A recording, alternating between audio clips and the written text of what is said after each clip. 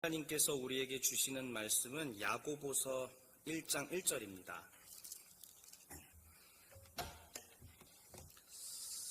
신약 야고보서 1장 1절. 오늘 본문은 강론자가 대신하여 대표로 읽어드리겠습니다. 하나님과 주 예수 그리스도의 종 야고보는 흩어져 있는 12지파에게 문안하노라. 아멘. 오늘의 강론의 제목은 한번 따라해 보겠습니다. 세상 속 교회에게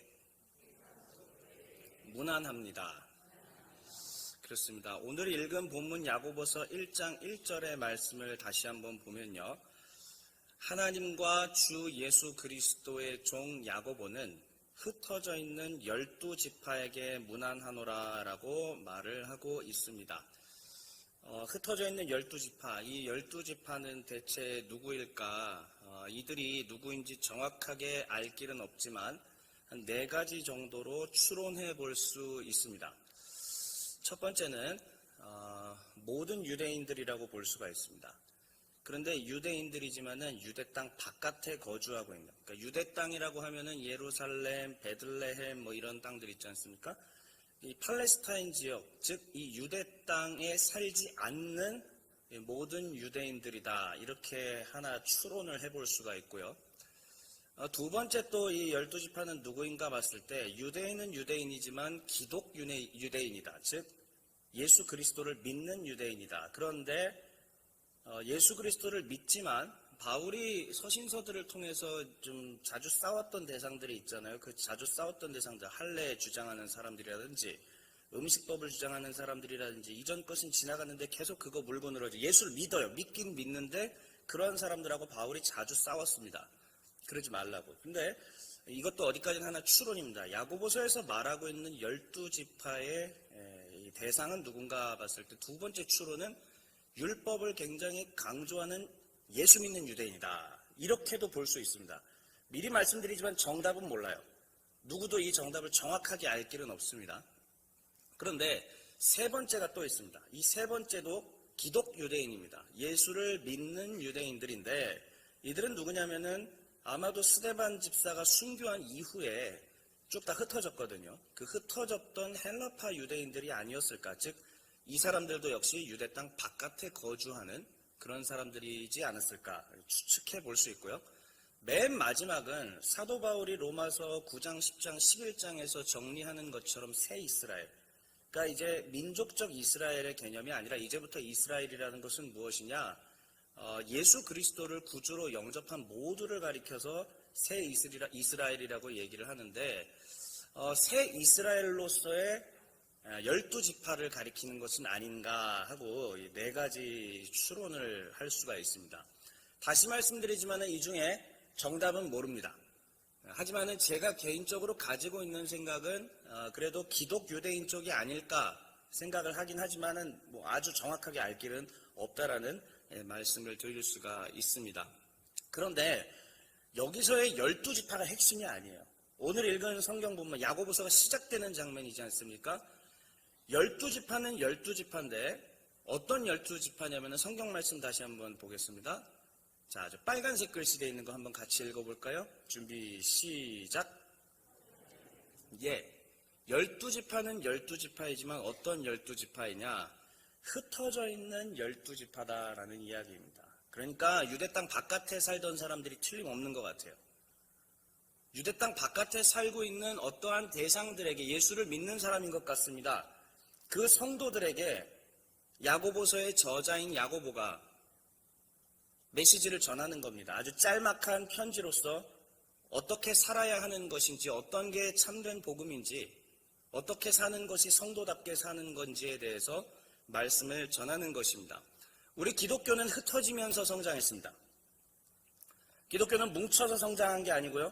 항상 2000년 역사 동안에 흩어지며 성장을 했습니다. 바벨론에 의해서 강제로 흩어지게 되었습니다.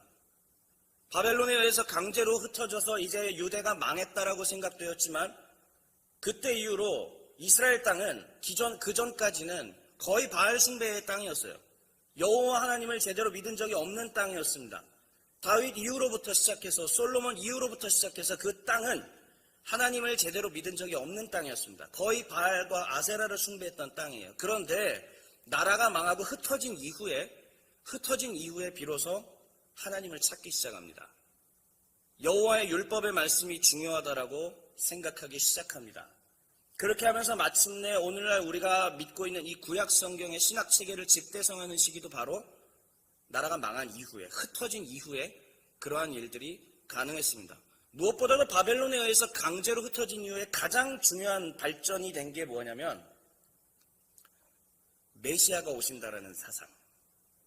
그전까지는 그런 생각이 뚜렷하지 않았어요.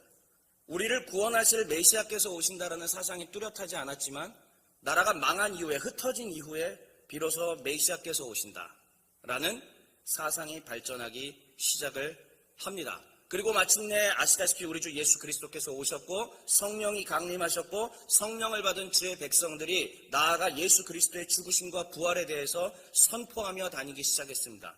그런데 여전히 어디에 뭉쳐있냐면 예루살렘 교회 가운데 뭉쳐있습니다. 예루살렘 교회에 뭉쳐서 흩어지지를 않아요. 나아가지를 않아요. 전도하지 않습니다. 땅끝까지 이르러 내 증인이 되라고 말씀하셨는데 그 일을 하지 않습니다. 그랬을 때 하나님께서 스데반의 순교를 통하여 이 교회를 일시에 해체시켜버립니다. 망한 것 같아요. 이제 예루살렘 교회는 끝났습니다. 다 뿔뿔이 흩어집니다. 하지만 그 뿔뿔이 ht어진 것이 어떠한 결과를 낳았냐면 유대 중심의 작은 종교였던 이 나사렛 교당, 나사렛 예수를 믿는 이 조그마했던 종교가 이제는 세계 종교로 확장되기 시작합니다. 하나님께서 바울을 선택하시고 바나바를 선택하시고 1차 전도 여행을 보내시며 그 이후에 하나님께서 바울과 실라와 디모데와 누가를 선택하셔서 2차 선교 여행을 하게 하시며 그 이후로 복음은 땅끝까지 계속 전파되었습니다. 이것이 바로 사도행전에서 우리에게 가르쳐주고 있는 내용입니다. 그로부터 약 1500년의 세월이 흘렀습니다. 종교개혁이 일어났습니다. 이대로는 안 되겠다라고. 이 말씀을 왜곡시키는 현상 가지고는 더 이상 안 되겠다라고 느꼈던 사람들이 종교개혁을 일으켰습니다. 박해가 있었습니다. 흩어졌습니다. 뿔뿔이 흩어졌습니다. 퓨리탄으로 흩어지고 퓨리탄이라는 이름으로 찢어지고 위그노라는 이름으로 찢어졌습니다. 여기저기 다 찢어졌습니다. 죽음의 위협이 찾아왔습니다. 그런데 이 죽음의 위협을 잘 견디며 끝까지 신앙을 고수하였던 우리의 믿음의 개신교 선배님들께서는 오늘날의 이와 같이 찬란한 개신교회를 우리 가운데 선물로 유산으로 남겨주셨다는 것입니다. 2020년 현재 한국을 비롯하여 전 세계는 또 다른 흩어짐을 경험하고 있습니다.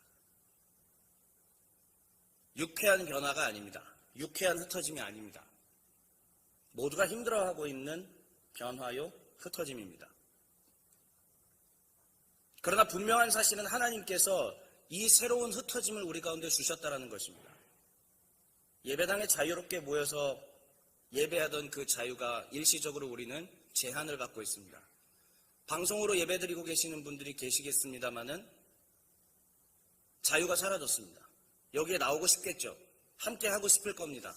하지만 그럴 수 없는 우리 모두가 이해하는 처지들 있지 않습니까? 하나님의 주권을 정말 신뢰하는 신자라면 이 또한 하나님의 허락하심 가운데 있음을 고백해야 될 줄 믿습니다.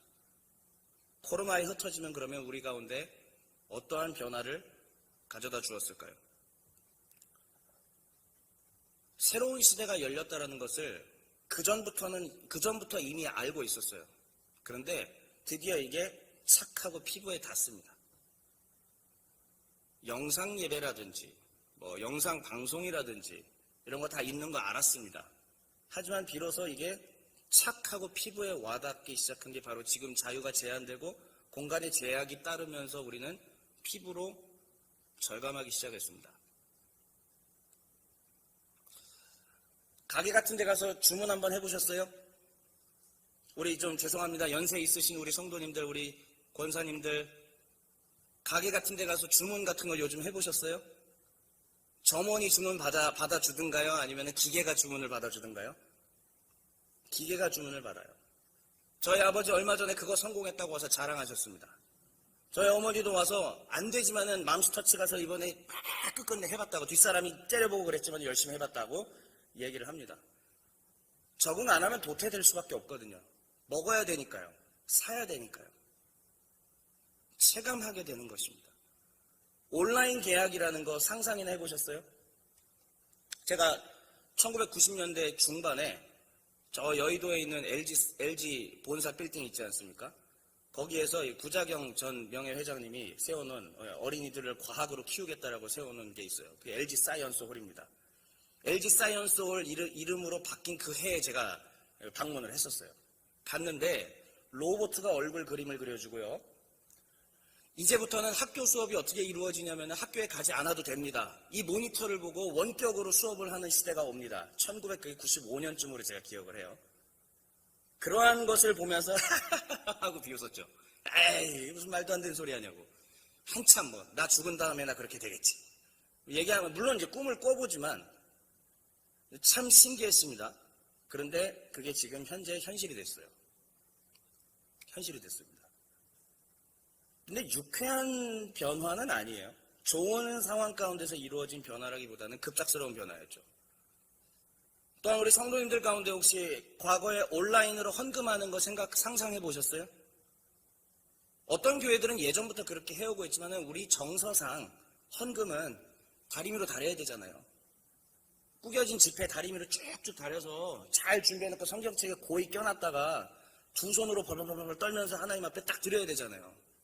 그런데 이 은행에 가서 이렇게 띡띡띡띡 하던지 아니면 스마트폰으로 띡띡띡띡 해서 헌금을 한다? 정성이 없는 것 같고 뭐가 이상하고 그렇잖아요. 근데 지금 현재 상황 가운데서 우리는 뭐에 직면했냐면 온라인 헌금이 당연한 걸로 이제 직면했다라는 겁니다. 변화했어요. 그 밖에 여러 가지가 많습니다. 코로나에 흩어지면 우리 가운데 이러한 것들을 가져다 주었죠. 사고가 확장되기 시작합니다. 기존에 알고 있던 개념과 체제가 전부가 다가 아니라는 사실을 우리가 알게 되었습니다. 젊은이들은 이런 것들을 고민하고 있습니다. 예배란 대체 무엇인가? 교회는 대체 무엇인가? 주일 성수는 과연 무엇인가? 이러한 개념들을 SNS상에서 활발하게 토론하고 논의하고 있습니다. 앞서 나가고 있습니다. 굉장히 다양한 얘기들이 막 나오고 있습니다. 주일 성수를 해도 된다. 주일은 이제 모든 날이 다 주일이기 때문에 교회 안 가도 된다부터 시작해서 그래도 주일을 지켜야지. 그러니까 루터교회 라인과 칼빈의 개혁교회 라인으로 정확하게 지금 500년 전 뒤에 우리는 코로나 때문에 나눠져서 그 이야기들을 지금도 논쟁을 하고 있는 것들을 보고 있습니다. 예배란 무엇인가? 꼭 공간에 하나님이 거하시는가? 공간을 초월하시는 하나님인가? 에이 그래도 예배당 나와야지. 뭐가 정답이죠? 사실 다 정답입니다. 이게 맞다, 이게 그러다 이렇게 얘기하기는 참 어렵죠. 그렇기 때문에 지금 이 코로나에 흩어진 우리에게 아주 좋은 기회를 주었습니다. 신앙을 재점검할 수 있고 내가 믿고 있는 기독교를 재점검할 수 있는 좋은 시기가 온 겁니다. 어렵지만 유쾌하진 않아요. 하지만 아주 좋은 시기입니다. 예배의 소중함을 발견하기 시작을 합니다. 방송으로 예배드리고 계신 분들 여기 나오고 싶으시죠? 여기서 함께 소리내면서 자유롭게 하나님 찬송하고 싶지 않으십니까? 예, 그런 마음 가지고 계신 거 당연할 거라고 생각을 합니다. 예배가 얼마나 소중한지 우리는 깨닫게 되고요. 반면에 2달 정도 되니까는 나태해졌어요. 며칠 전에 저희 선배 목사님과 통화를 했습니다. 야, 재여봐, 2달 동안 이렇게 예배를 아예 안 드리고 온라인으로만 하니까 괜찮더라? 익숙하더라? 다시 하려고 하니까 갑자기 몸이 뱀에 꼬이더라? 누구라고 얘기하면 안 되니까 그게 좀 방송 녹화되고 있잖아요. 예. 그 형님이 안 보기를 바라요. 그렇게 제 선배 형님 목사님이 그런 식으로 얘기를 해요. 저는 거기에 물론 농담이 훨씬 더 크겠지만 진담이 요만큼 있다고 생각합니다. 그렇죠? 어느덧 그렇게 편해진 것 가운데 우리가 익숙해졌다라면 나태해지는 내 자신을 발견하며 내가 가진 진짜 기독교 신앙이 뭐였는가, 하나님에 대한 나의 신앙이 뭐였는가 충분히 재고해 볼 수 있는 시간이 될 겁니다. 그리고 더 큰 거대 담론을 얘기하자면 기독교가 앞으로 나아가야 될 방향이 어디인가까지 생각해야 됩니다. 예배당이 점점 사람들로부터 외면받을 것이고 어린이들, 젊은이들은 점점 교회를 떠나고 있는 그런 현실까지도 이제 더 편해졌잖아요. 외부로 이렇게 방송으로 할 수 있으니까 얼마나 편해졌습니까? 그런 시대의 조류와 흐름 속에서 기독교는 앞으로 어디로 가야 되는 것인가라는 거대한 담론까지 생각하게 될 것입니다. 예배당에 계신 분도 모니터 앞에 계신 분도 우리 모두가 이러한 변화를 체감하고 있습니다. 그리고 이 현상에 대해서 아마 많은 생각들을 하시는 분도 계시고 안 하시는 분도 계시겠죠. 분명한 것은 좋은 방향으로 가야 됩니다. 발전적 방향으로 가야 합니다. 퇴보하는 방향이 아니라 이것을 딛고 하나님을 더 알아가는 방향으로 가야 되고요. 내가 생각한 하나님이 이 정도였다면 그거보다 더 넓고 크신 하나님도 생각할 수 있어야 됩니다. 믿음의 반석 위에 서는 방향으로 가야 한다라는 사실입니다. 그렇기 때문에 현재 지금 저희가 큐티하고 있는 데가 야고보서이지 않습니까? 그래서 오늘 이 야고보서 말씀을 선택을 했습니다. 하나님께서 야고보서 말씀을 통해서 세상 속에서 흩어져 있는 12지파들에게 다 모일 수 없어서 예배당 밖에 있는 12지파들에게 하실 말씀이 있는 것 같아요. 지금 예배당 안에 계신 분들과 방송으로 함께 예배드리시는 모든 분들 가운데 하나님께서 야고보서 말씀을 통해서 주실 음성이 있다라고 생각합니다. 그러면 이제 오늘 본론으로 들어갈 텐데요. 오늘 본론을 강론 순서를 이렇게 말씀드리겠습니다. 야고보서 중심 메시지 간단하게 보고 구조도 아주 짧게 간단하게 보며 이제 3번, 4번이 중요한 겁니다. 하나님께서 오늘 하시는 말씀들이 여기에 있어요. 세상 속 흩어진 성도들의 삶을 볼 것입니다. 그리고 점검할 것이고요. 우리가 가야 될 길은 위로부터 난 지혜, 아래로부터 나로부터 난 지혜가 아니라 위로부터 난 지혜를 추구하며 살아야 된다는 것이 오늘의 강론의 핵심 메시지입니다. 그리고 정리하며 오늘 강론을 마치도록 하겠습니다. 그러면 첫 번째 야고보서의 중심 메시지부터 한번 살펴보도록 할게요. 야고보서는 중심 메시지가 크게 두 가지 견해가 있어요. 과거 오래전부터 전통적인 견해가 있습니다. 그리고 최근의 견해가 있어요. 전통적인 견해는 뭐냐면은 야고보서의 중심은 2장이다라는 얘기입니다. 그리고 최근의 견해는 뭐냐면 아니다. 야고보서의 최근 견해는 야고보서의 중심은 1장이다. 이렇게 얘기를 하는 겁니다. 그러면 전통 견해 2장이 중심이라는 건 뭐냐면은 우리 성도님들 다 아실 거예요. 행함이 없는 믿음은 뭐다?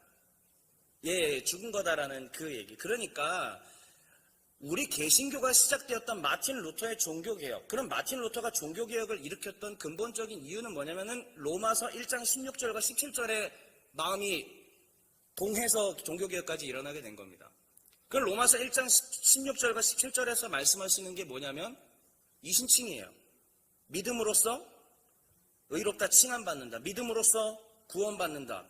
이게 우리 개신교를 이끌어낸 가장 중대한 첫걸음이었습니다. 그런데 야고보서는 믿음을 왠지 편화시키고 행위를 더 중요시하는 것 같으니까 이 야고보서는 별 볼 일 없는 책인가 보다라고 오래전부터 그렇게 이야기들을 해왔습니다. 이것이 바로 전통적인 견해였고요. 그런데 최근 들어서 아니다.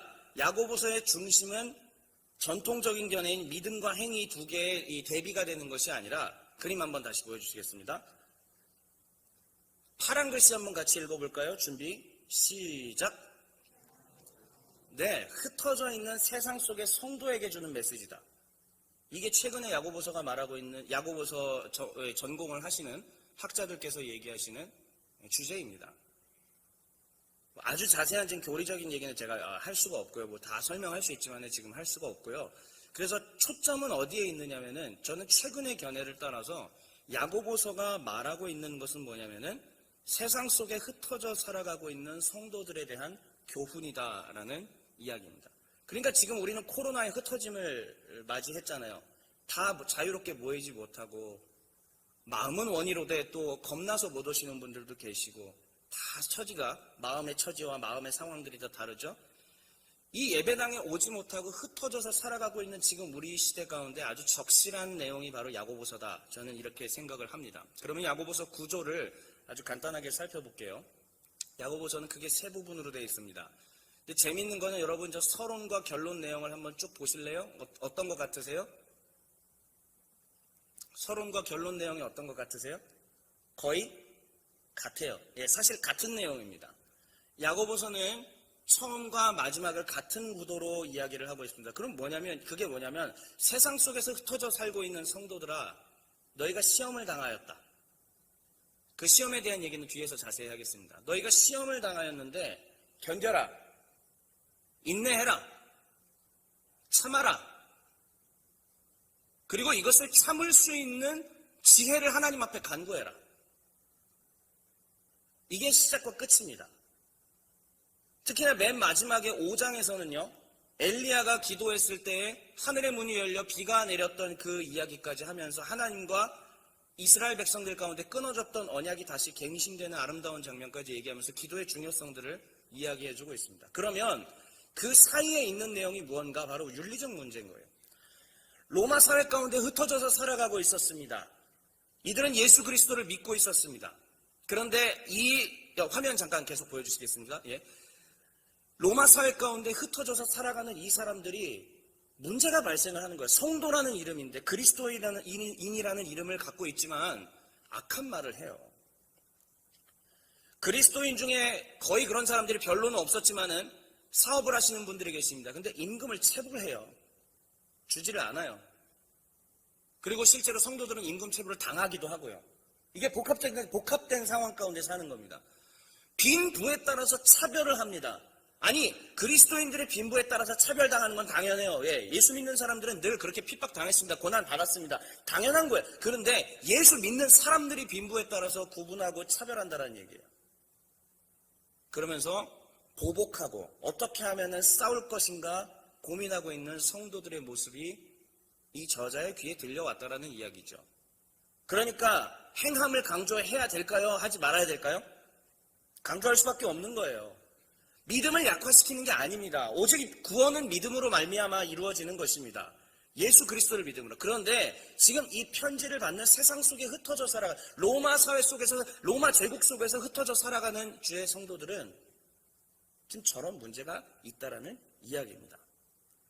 자, 그러면 세상 속에서 살아갔던 이 성도들이 어떻게 시험받고 어떻게 살아갔는지 조금 더 자세하게 제가 살펴보도록 하겠습니다. 자, 당시 성도들의 상황을 첫 번째 저 하얀 글씨 1번 하얀 글씨만 같이 읽어주시겠습니다. 준비 시작. 네로 황제 주후 한 63년쯤 64년쯤이거든요. 네로 황제는 다 아시죠? 예, 네로 황제가 어땠던 사람인지는 뭐 옛날 코미디 프로도 있었고요. 폭군이죠. 네로 황제가 그리스도인들을 모함해서 싹 다 죽이고 불태워버리고 그랬던 끔찍한, 아마 사도 바울도 저 당시에 참수당해서 죽었다고 저희가 그렇게 추측을 하고 있습니다. 당시 이 편지를 받는 사람들의 상황은 네로 황제가 즉위하면서 서서히 피를 흘려야 되는 상황에 직면하는 것이었습니다. 피를 흘리기 직전까지 그러면 어떠한 압박들이 있었을까요? 경제적으로 밀어붙입니다. 수탈할 수도 있고 뺏을 수도 있고 예수 믿는다라는 이유로 직업을 갖지 못하게 할 수도 있었죠. 경제적인 차별뿐만이 아니라 사회적인 차별까지도 주었습니다. 그러니까 이 로마 사회 속에서 이 편지를 받는 당시 그리스도인들은 살아남기가 정말 어려운 상황이었습니다. 자, 그런데 오늘 잘 보셔야 됩니다. 2번 같이 한번 읽어볼게요. 하얀 글씨만요. 시작. 그러면 서로 똘똘 뭉쳐서 주의 말씀만 받들고 이겨내야 되는 거 아닙니까? 네로 황제의 그런 폭정이 서서히 다가오고 예수 믿는 사람들을 그렇게 포갑하면 어떻게 이겨내야 돼요? 서로 손잡고 늘 우리 주의 말씀으로 끝까지 이겨내자, 이렇게 해야 되는 게 정상이죠. 그런데 그 가운데도 무슨 일들이 벌어지냐면은 두 마음을 품는 성도들이 나타난다는 얘기입니다. 성경에서는 구약부터 신약까지 두 마음에 대한 얘기들이 정말 많습니다. 두 마음을 품은 성도들이 나타나요. 야고보서 1장 8절에서는 1장 8절은 두 마음을 품어 모든 일에 정함이 없는 자로다. 근데 이게 뭐에 대한 두 마음이냐면 기도에 대한 두 마음이에요. 기도를 하는데 의심하는 겁니다. 하나님 이제 못 믿겠다라는 얘기죠. 하나님을 믿어요. 믿긴 믿는데 의심합니다. 양다리를 걸치는 것입니다. 하나님과 우상을 겸하여 섬기는 시작점. 자, 바로 그런 일들이 있고, 두 번째는요, 세상과 친구하는 두 마음입니다. 4장 8절 한번 같이 읽어볼까요? 준비, 시작.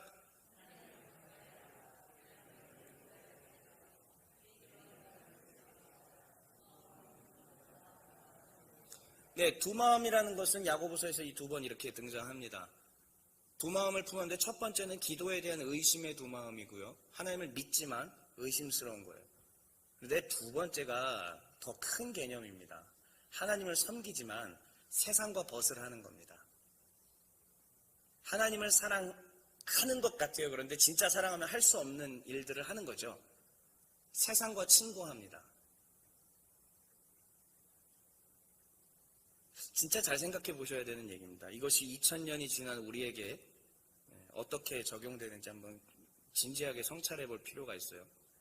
자, 네로 황제에 의한 폭정이 다가오고 사회적, 경제적 차별이 있어서 점점 어려워지는 상황, 그리고 이제 곧 피를 흘려야 되는 상황까지 왔습니다. 근데 재미있는 것은 그 가운데 두 마음이 또 들기 시작을 했다라는 얘기고, 더 재미있는 얘기를 해드릴게요. 두 마음을 품었던 이 성도들은 시험을 대하는 태도마저도 두 마음, 두 갈래로 가더라는 얘기예요. 우리가 야고보서에서 알다시피 믿음의 시련은 인내를 만들고 인내는 성도를 온전하게 만듭니다. 믿음의 시련을 당하면은 이겨야 되는 거예요. 믿음의 시련이 오면은 막 이 전투력이 상승해서 어떻게든 더 하나님 앞에 하나님 말씀만 듣고 하나님 말씀대로만 살아야지. 이게 정상이잖아요. 우리가 흔히 선교사님들이나 이런 분들한테 간증 들어온 스토리들이 다 그거 아니에요? 그렇죠? 그런데 오늘 세상 속에 흩어져 살고 있는 주의 성도들은, 세상 속에 흩어져서 살고 있는 주의 성도들은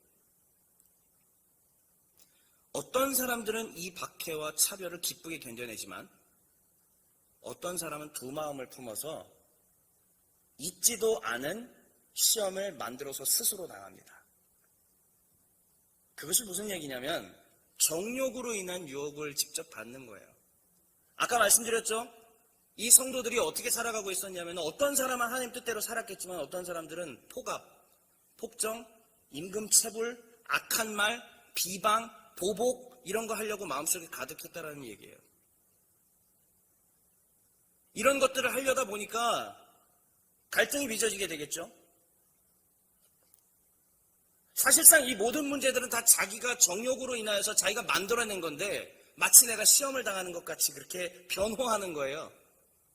그러니까 야고보서의 저자는 이렇게 얘기하죠. 시험 당했다고 얘기하지 말라고. 하나님은 시험 안 하신다. 그냥 네가 스스로 문제를 만들어서 시험 스스로 당하고 있는 거다. 이렇게 얘기를 하고 있는 겁니다. 전운이 드리워진 상황, 기독교를 핍박하려는 상황, 그런데 그 상황에서마저도 어떠한 사람들이 나타났냐? 이와 같이 두 마음을 가지고 하나님을 멀리하고 정욕으로 인하여서 하나님을 대적해버리는 수준까지 가는 그러한 성도들이 있었다라는 이야기입니다. 여러분, 교회가 왜 중요할까요? 교회가 도대체 왜 있어야 되죠? 어떻게든 지금 이 자리 가운데 나오셨지 않습니까? 그리고 모니터 앞에 계신 분들은요, 도대체 왜 모니터 앞에 이 시간에 앉아서 예배 드리시는 거죠? 이 회중 예배가 얼마나 중요한지 알고 계십니까? 말씀 묵상은 또 왜 중요할까요? 우리가 모여서 목장 모임을 하고 서로 대화하고 나누는 것들, 내 아픔과 내 고통들을 서로 이야기하는 것들, 그리고 같이 음식을 만들어 먹으며 친교하는 모든 것들, 이게 도대체 왜 중요할까요? 세상 속에 흩어져 있으면 어느 순간 이 시험에 빠져서 나도 그냥 그 모양으로 살아간다는 얘기입니다. 그렇기 때문이에요. 어느 순간에 하나님은 없는 겁니다. 어느 순간부터 회중 예배는 더 이상 중요하지 않아요. 어느 순간부터 하나님 앞에 예배드리고 모임하고 교제하고 말씀 묵상하면 안 해도 다 살거든요. 주일 빠져보니까 천둥 번개 안 치거든요. 주일 성수 안 지켜도 별일 안 일어나고 교통사고 안 나고 아무 문제 없으니까요. 이제 지금 전 세계적으로 다가온 사건 때문에 경험했잖아요. 아무 일도 안 일어나네? 아무 문제 없네.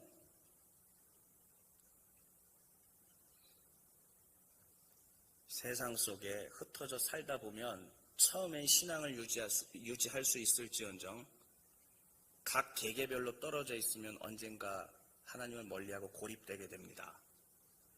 진짜예요. 교회 나오라고 지금 막 하는 얘기가 아닙니다. 언젠가는 혼자 있으면 신앙이 고립되게 됩니다. 그런 분들 많이 봤습니다. 젊었을 때 불같이 뜨거웠던 분들, 어느 순간부터 고립되어서 표정이 일그러지고 악한 말들을 하는 것들을 보았습니다. 제가 보았고 들었고 경험했습니다. 이러한 것들은 시험이 아니에요. 시련도 아닙니다.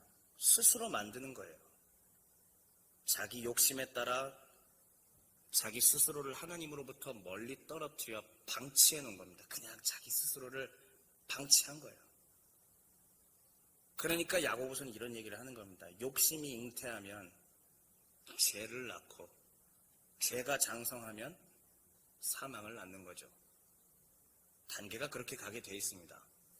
어느 순간 내 욕심대로 내가 원하는 대로 하다 보면 그 죄를 그냥 만들어내는 거예요. 죄의 공장이 되죠.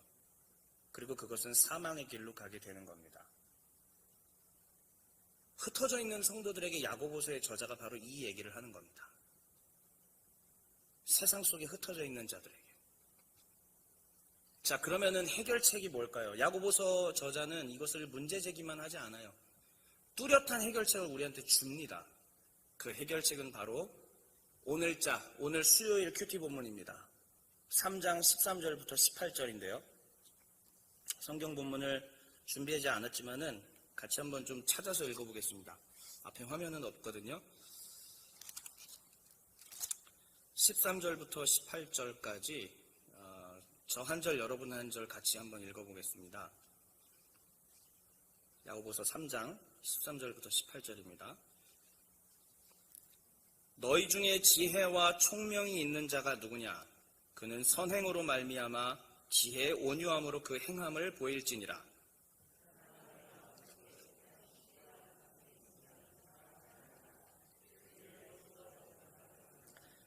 이러한 지혜는 위로부터 내려온 게 아니요, 땅 위의 것이요, 정욕의 것이요, 귀신의 것이니.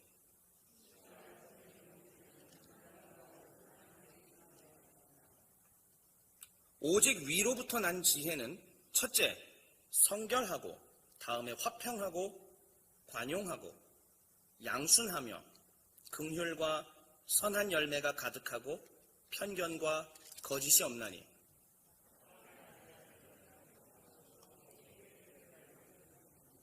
네. 자, 바로 그것을 정리한 게 이 표입니다.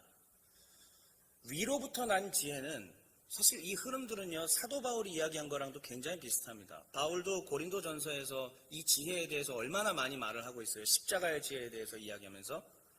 그런데 바울이 이야기하고 있는 그 지혜도 결국 위로부터 난 지혜, 내 속에서 나온 지혜가 아니라는 얘기입니다. 아래로부터의 지혜, 땅의 것으로부터의 나온 지혜가 아니라 여기서부터 나온 게 아니라 위로부터 온 지혜예요. 하나님의 계시로 말미암은 지혜죠. 하나님의 성품이 반영된 지혜입니다. 그러면 그 하나님의 성품이 반영된 지혜는 무엇인가? 성결하고 화평하며 관용하는 거예요. 양순하고 긍휼을 베풀고 선한 열매를 맺는 것입니다. 예수님께서 이야기하신 팔복과 뭐가 다르죠? 거의 비슷하지 않습니까? 이게 기독교입니다. 이게 성도가 가야 될 길이고요. 이게 예수께서 말씀하신 것이고 바울이 이야기한 것이고 야고보의 저자가 이야기한 것입니다. 이 길이 바로 우리가 가야 되는 길들입니다. 이게 바로 해결책입니다. 그러면 우리는 무엇을 추구해야 되느냐? 답은 정해져 있어요. 위로부터 난 지혜를 추구해야 됩니다. 받아야 해요. 돌아봐야 되고 받아야 해요. 달라고 해야죠, 하나님 앞에. 바짓가랑이 붙잡고 달라고 해야죠, 하나님 앞에. 마지막으로 메시지를 전하고 설교를 정리하고자 합니다. 코로나19로 인해서 2달의 시간이 우리 가운데 사라졌습니다. 그리고 앞으로 계속 사라져 가고 있고 더 사라질 거고요. 이 기간은 우리에게 어떠한 시험과 시련으로 기억될까요? 이 상황은 우리가 만든 건 아닙니다. 외부의 시련과 박해입니다. 불가항력적인 것이었죠. 그런데 중요한 것은 사랑하는 주의 백성들에게 오늘 하나님이 이 말씀을 물으십니다. 사랑하는 내 자녀야, 사랑하는 주의 백성들아, 어떤 자세로 이것을 견뎌내고 있느냐? 믿음의 시련은 인내를 낳고, 그러니까 인내하라는 얘기예요. 기도하면서 인내하긴 하는데 하나님께서 물으시는 거죠. 어떤 자세로 인내하고 있느냐라는 얘기죠. 두 마음을 품은 자입니까? 아니면 하나님을 전적으로 믿고 신뢰하며 견디는 진짜 성도의 아름다운 모습입니까? 어떠한 자세로 이것을 견뎌내고 있는지 다음 이야기들을 통해서 한번 점검해 볼게요. 혹시 말로써 악을 쏟아내진 않으셨나요? 곳곳에서 얘기합니다. 야고보서에서. 한 입으로 어느 날은, 그러니까 내가 예를 들어서 아침에는 하나님의 할렐루야 할렐루야가 찬송을 했어요. 점심 때 욕을 하고 있어요. 오후에 모여서 기도해야 하자고 합니다. 주여 주여 주여 했는데 잠시 쉬는 시간에 저런 건방진 한 입으로 찬송과 저주가 막 나옵니다. 이거 하지 말라고 그랬어요. 혀의 권세가 얼마나 중요한지 지금 야고보서가 얘기해주고 있는 거거든요. 그런데 최근 들어서 우리는 이 코로나 전국과 여러 가지 혼란스러우니까 마음이 힘드니까 당연히 마음이 강팍해지잖아요. 사람이니까. 그래서 이해는 합니다만 혹시 최근에 어떠한 상황들을 보면서 뉴스를 보시면서 신문을 보시면서 지인들과 대화하시면서 이 혀의 권세를 어떻게 사용했는지 한번 점검해 보시죠. 정치인들에 대해서라든지 정부에 대해서라든지 잘한 건 잘했다 하고 비판할 건 비판해야 되지만 근데 악을 쏟아낸 건 없는지 한번 점검해 볼까요? 야고보서의 저자를 통해서 성령이 우리에게 주시는 말씀이에요. 악을 쏟아낸 건 없나요? 사랑까지 하라고는 일단 말 못하겠어요. 나랑 반대되는 거면 사랑하긴 어렵죠. 근데 악을 쏟아내진 않았나요? 그 다음에 마지막입니다. 위로부터 하나님께서 주시는 지혜가 아니라 성결과 관용과 화평과 양순과 긍휼과 선한 열매를 맺는 이게 아니라 아래로부터 땅으로부터 내 가슴 속으로부터 나오는 지혜를 따르고 있지는 않는가 생각해 보시죠. 저도 오늘 이 말씀을 준비하면서 계속 하나님 앞에 이걸 비추어 봤습니다. 걸리는 게 왜 없겠어요? 당연히 걸리죠. 회개하게 되고 잘못했습니다 얘기하게 되고 살려주세요라고도 얘기합니다. 그런데 그 모든 게 왜 그런가 했더니 제가 일전에 창세기 3장에 대해서 말씀을 전한 적이 있었습니다. 거기에서 아담이 결국 보여줬던 건 뭐냐면 자기 합리화예요. 아담이 보여줬던 자기 합리화, 하나님을 직면하지 않으려 했고 자기를 합리화시키려고 했던 것들이 성경의 곳곳에 계속 많은 인물들을 통해서 계속 보여주는 패턴들입니다. 자기를 합리화시키는 거죠. 자기를 합리화시키려는 이 모든 것들이 결국 우리로 하여금 두 마음을 품게 합니다. 이제 다시요. 하나님을 직면하지 않고 자기 자신을 합리화하려는 이 경향이 나로 하여금, 개인으로 하여금 두 마음을 품게 한다는 얘기입니다. 어쨌든 내가 직분자고 신앙생활을 오래 해왔기 때문에 하나님을 안 섬길 수는 없어요. 해온 게 있지. 교회에서 그동안 해온 게 얼만데 하나님을 섬기긴 하는데 마음은 아니라는 말입니다. 자기 합리화에 덫에 빠지다 보면 계속적으로 어떻게 하냐면 하나님을 섬기는 게 아니라 하나님도 섬기고 아래에서 땅에서부터 오는 여기로부터 오는 지혜도 섬기게 된다는 얘기입니다. 사랑하는 주의 백성들, 이 예배당에 계신 분들 그리고 오늘 방송으로 같이 유튜브로 같이 예배 드리시는 분들 모두에게 마지막으로 질문을 던지고 마치겠습니다. 두 마음을 품은 분들이 혹시 계십니까? 저도 포함해서 지금 다 같이 하나님의 음성이라고 생각하고요. 두 마음을 품은 분들이 계시냐고요. 악한 말을 쏟아내고 남을 압제하고 자꾸 자기를 속이고 합리화시키려는 그런 덫에 빠져있는 분들이 계시냐는 말입니다. 하나님이 묻고 계십니다. 그랬을 때 마지막으로 야고보서 4장 8절의 말씀을 같이 읽고 마치겠습니다. 이 말씀을 기억하십시오. 준비 시작. 하나님을 가까이 하라. 그리하면 너희를 가까이 하시리라. 아멘. 함께 이 시간에 기도하도록 하겠습니다.